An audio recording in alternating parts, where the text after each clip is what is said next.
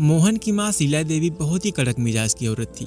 जैसे ही चंदा ने इस घर में प्रवेश किया तो उसने साफ साफ चंदा से कह दिया, शीला, चंदा, ये जो घर है ना, यहाँ के कोने कोने में मेरी हुकूमत चलती है। मेरी मर्जी के बिना यहाँ पर एक पत्ता भी नहीं हिलता। और घर ही नहीं, पूरे श्यामपुर में शीला देवी यानी कि मेरा राज चलता है। इसीलिए कभी भी भूल से भी अपनी मर्जी यहाँ चलाने की कोशिश मत करना। जो चीजें यहाँ होंगी उसे आंख मूंद कर स्वीकार कर लेना, और अगर स्वीकार नहीं किया तो तुम्हारी जिंदगी नर्क बना दूंगी। अपनी सास की बातों को सुनकर चंदा का सिर घूमने लगा। उसे अपनी सास, जो कुछ दिनों पहले दुनिया की सबसे भली औरत लगती थी, वो एकदम से विलन की तरह लगने लगी थी। शादी के पहले जब शीला देवी चंदा को देखने उसके घर आई थी और चंदा ने उसके जब पांव छुए थे तो शीला, अरे तुम मेरे पांव छुओगी बेटी? देखो, तुम उस घर में विवाह करने जा रही हो जहाँ बहू को बेटी की तरह रखा जाता है।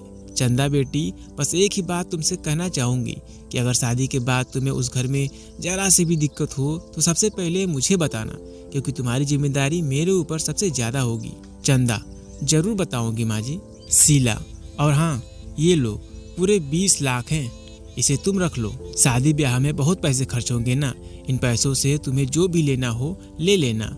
महंगी साड़ी, गहने, जो भी लेना हो। अगर पैसे कम पड़े तो मैं और भिजवा दूंगी। यशोदा की तरह चंदा को भी अपनी किस्मत पर भरोसा नहीं हो रहा था, लेकिन सच्चाई तो यही थी कि उसकी शादी श्यामपुर के सबसे अमीर घर में हो रही थी। लेकिन चंदा को ये पता नहीं था कि जिस किस्मत पर वो शक कर रही है उसकी उसी किस्मत ने अपने नुकीले नाखून निकाल रखे हैं, जो आगे चलकर उसकी जिंदगी को नोच नोच कर उसके शरीर से लेकर आत्मा को दर्द देने वाली है। शादी के 1 सप्ताह बाद मोहन शहर गया हुआ था और उस दिन शीला देवी ने चंदा को ऐसी बात कही जिसे सुनकर उसकी रूह कांप गई। चंदा, ये क्या कह रही हैं आप? मैं कोई बात दोहराती नहीं। चंदा, मैं ये नहीं कर सकती। अरे कैसी माँ है आप जो अपने बेटे की पत्नी को किसी दूसरे के साथ सोने के लिए बोल रही हैं? शीला, चंदा, जो बोल रही हो करो, क्योंकि उसके अलावा कोई और रास्ता नहीं है तुम्हारे पास। चंदा, अरे अजीब जिद्दी हैं आप, क्या दिमाग खराब है आपका? मैं कोई बाजारू औरत हूँ जो आप मुझे इस तरह से किसी गैर मर्द के साथ सोने के लिए कह रही हैं? चाहे मेरी जान चली जाए, लेकिन मैं ये नहीं करूंगी। और आने दीजिए आपके बेटे मोहन को, मैं उन्हें पूरी बात बताती हूँ। चंदा की इस बात पर शीला जोर जोर से हंसने लगी और हंसते हुए ही उसने एक जोरदार चांटा चंदा के गाल पर मारा। शीला, सुन, मोहन मेरा बेटा नहीं है, वो मेरा प्यादा है, प्यादा। उस प्यादे के कारण ही तुम्हें ये दुनिया सालों से चला रही हूँ। शीला देवी एक बदमाश औरत थी। श्यामपुर में उसका काफी दबदबा था। वो लड़कियों का व्यापार किया करती थी, लेकिन उसके व्यापार का तरीका बहुत ही अलग था।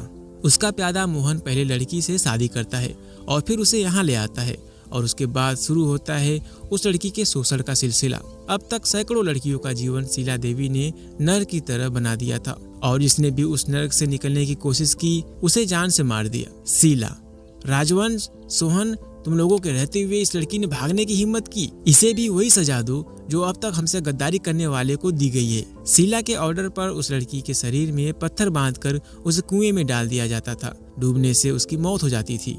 शीला ने इस तरीके से कई लड़कियों को अपने गुंडों की मदद से ठिकाने लगवा दिया था। चंदा उनके लिए नया शिकार थी। उसका भी शोषण शुरू हो गया। पत्नी के रूप में यह आई चंदा पांचाली बन गई थी। वो हर दिन घुट रही थी, हर दिन मर रही थी, लेकिन शांति से सब सह रही थी। एक दिन उसकी भी बर्दाश्त की सीमा टूट गई और वो वहाँ से भाग निकली। इसका पता तब लगा जब एक ग्राहक चंदा के कमरे में गया। ग्राहक, अरे शीला देवी, तुमने पैसे तो पूरे ले लिए, लेकिन वो चंदा कहाँ है? शीला, चंदा अपने कमरे में है। और कहाँ है? ग्राहक, वो अपने कमरे में नहीं है। ये सुनकर चंदा देवी के कान खड़े हो गए। वो भागकर चंदा के कमरे में गई तो चंदा वहाँ पर नहीं थी। शीला, अरे मुफ्तखोरो, कहाँ मर गए तुम सब के सब? वो चंदा भाग गई। गुंडा, चंदा भाग गई, लेकिन कैसे?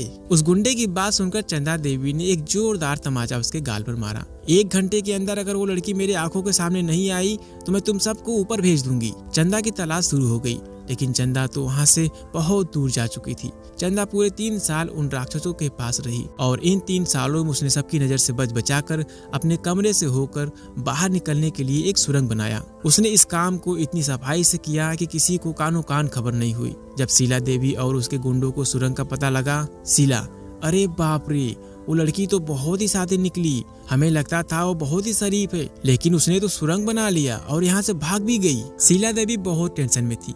उसे अब अपने काम को आगे बढ़ाने के लिए नई लड़की चाहिए थी। दूसरा, उसे इस बात का भी डर था कि कहीं चंदा पुलिस को उसका राज न बता दे। लेकिन उधर चंदा ने शीला देवी के पूरे गिरोह को खत्म करने के लिए अलग ही प्लान की थी। उसने वहां से भागने के पहले ही रसोई घर जाकर रसोई घर के गैस की पाइप को काट दिया था, जिससे गैस धीरे धीरे करके निकल रही थी। एक रोज जब शीला देवी के कहने पर उनका रसोइया खाना बनाने गया और उसने गैस ऑन किया तो एक जोरदार ब्लास्ट हुआ और शीला देवी के मकान सहित उसकी पूरी गंदी दुनिया उसमें जलकर खाक हो गई। दोस्तों, शीला देवी की इस बहादुरी के लिए आप क्या कहना चाहेंगे कमेंट बॉक्स में जरूर लिखें।